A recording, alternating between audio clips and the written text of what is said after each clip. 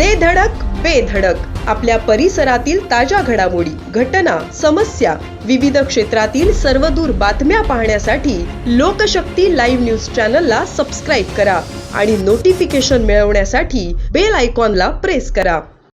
जुना मुंबई पुणे राष्ट्रीय महामार्ग क्रमांक 04 वर शेडवी फाटा परिसरात भरधाव वॅगनर कारचा अपघात झाला. खोपोलीहून मुंबईच्या दिशेने जाणारी वॅगनर कार क्रमांक MH46BE 1435 भरधाव वेगात असताना चालकाचा ताबा सुटल्याने कार रस्त्यावरून थेट रस्ता सोडून खाली मोरीमध्ये कोसळली. चालकाला चालत्या गाडीतच चक्कर आल्यामुळे गाडी कंट्रोल झाली नाही आणि हा अपघात झाल्याचे समजते. या कारमधील 4 प्रवासी जखमी झाले असून सुदैवाने कोणतीही जीवितहानी झाली नाही.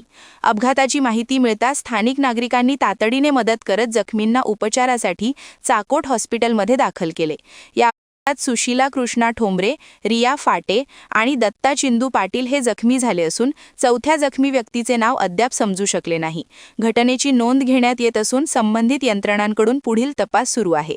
लोकशक्ती लाईव्हसाठी खलील सुर्वे, खोपोली.